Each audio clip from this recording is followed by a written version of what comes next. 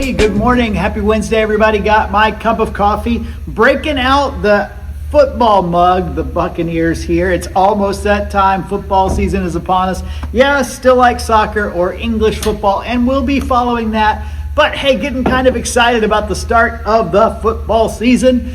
Also excited that you are joining me for a few minutes this morning as we wander through the story of the Bible. We're in an interesting book. We're in the book of Ruth. It's a very short book. Maybe you took a chance. I hope you did, or you will if you haven't already, to read just 4 chapters of the book of Ruth. It's in this section of kind of the history of the people of God, Israel, that talks about Joshua, the conquest of the land. And Ruth particularly happens during the period the judges judged.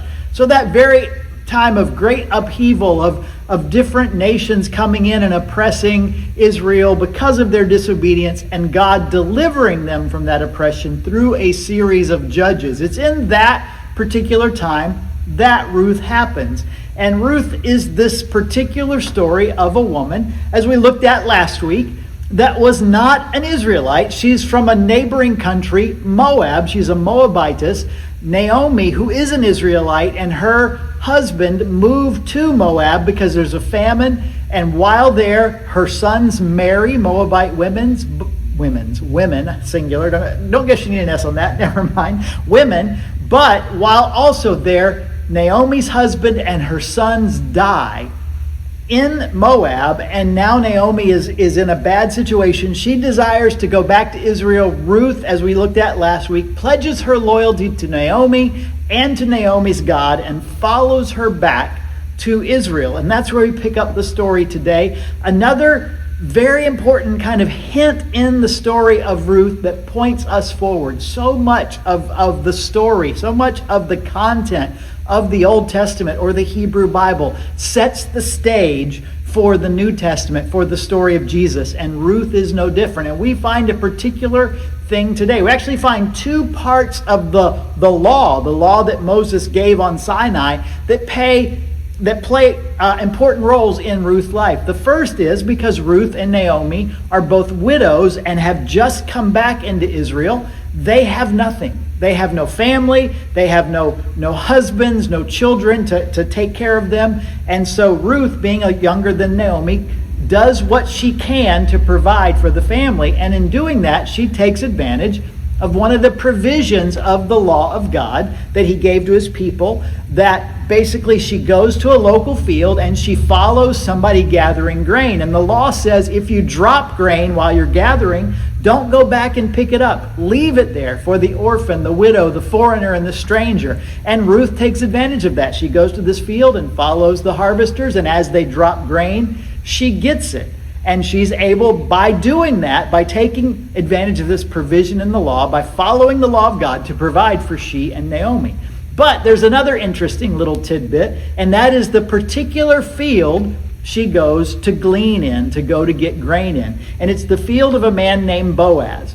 Now, Boaz just happens to be a relative of Naomi's husband. So Naomi, whose husband has died, finds out Ruth is in the field of this man, Boaz, who is related to her husband. And Boaz shows Ruth great kindness. He asks about her as he sees her in the field. He finds out that she has returned with Naomi, that she is taking responsibility for Naomi the widow by going out into his field. And he shows her great kindness by saying, I'll protect you, I'll make sure nothing happens to you. Here's some water, here's some grain. You gather all you want.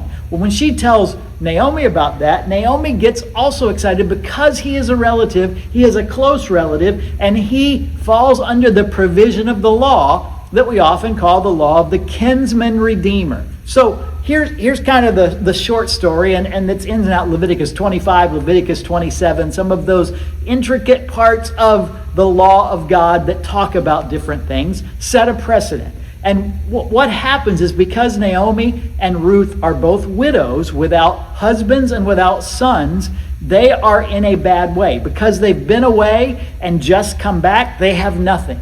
They've traveled, they probably had minor provisions to get back, but when they settle, when they find their way in Israel, they don't have field, they don't have land, they don't have food, and so they go and do this. And they would be poor, needy, taking advantage of the law, but here's where that close relative in Boaz comes to mind. The law says that for someone who has no husband because she's widowed and has no children from that marriage, a close relative can step in. And by stepping in, he marries the widow. He assumes responsibility for all of her debt, and he will then provide for her and hopefully give her children so that her family name can carry on and she can have a place in the land. And Naomi finds out this is Boaz, and she learns that, and Boaz is a kinsman redeemer for Ruth. And what happens, long story short, and this is where you should read the book. It's really kind of an interesting thing to read and see the twists and turns of what Ruth does, and then read kind of the footnotes or a commentary that says what that means. I don't want to say it's scandalous, but it is an interesting cultural sort of thing that we can see in this book. She goes and does that.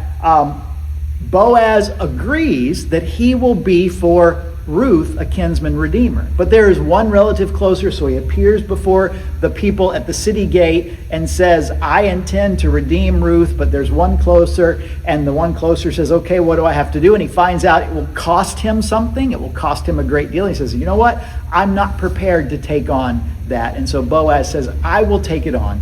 He redeems Ruth as her kinsman redeemer, marries her, and they have children. So Ruth's place is secure. And as we said last week, that place is so secure that her name shows up in the lineage of Jesus. But here's the bigger picture. It's not just that her name is in the lineage of Jesus. This story of being a kinsman redeemer points us to Jesus, because the act of being a kinsman redeemer, the one who steps in to redeem, assumes on themselves the debt and all of the responsibility for this needy person, in this case Ruth.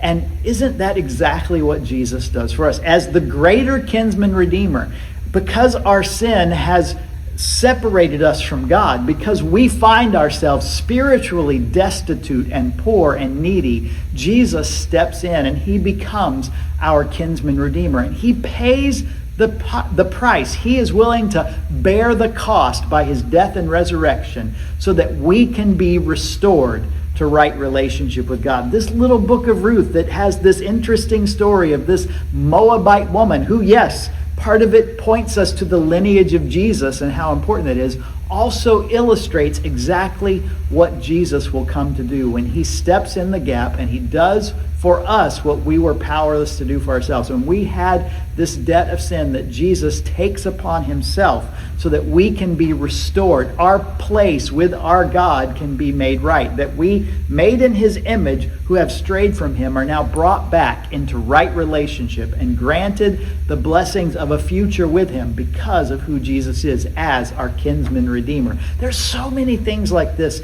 in the Hebrew Bible that as we read, we find out and we can make the connections. And I hope as we go through this process together here, as we are in the book of Ruth, that you'll begin to see how the Bible is so intricately woven together and how God tells in the scriptures this one big story that culminates in Jesus. That's what we get together and talk about every time we're together. Sundays at 9 o'clock, that's when we have our worship service together. And when you show up, you're going to hear about how Jesus fulfills all of the hope and all of the promise and all of these symbolic things, even that God put in the law to provide for us so that we could be made right with our God. I hope you'll join us. We'd love to have you with us. I think there's something about getting together with others and what we try to do at our church. Nobody here has all the answers, but all of us are trying to grow together to learn more about what it means to follow Christ. And we'd love to have you along for the journey. Sundays at 9 o'clock. We'll be here. Hope you'll join us. If not, maybe we'll see you next week as we continue our journey through the Hebrew Bible to culminate in who Jesus is. That 10,000-foot view of what the Bible says about who God is and how he has revealed himself. Thanks for being with me this morning. Thanks for taking this few minutes. I got my coffee to finish up, and I'm sure you've got a lot on your agenda. So I'll let you have the rest of your day. Hope to see you soon.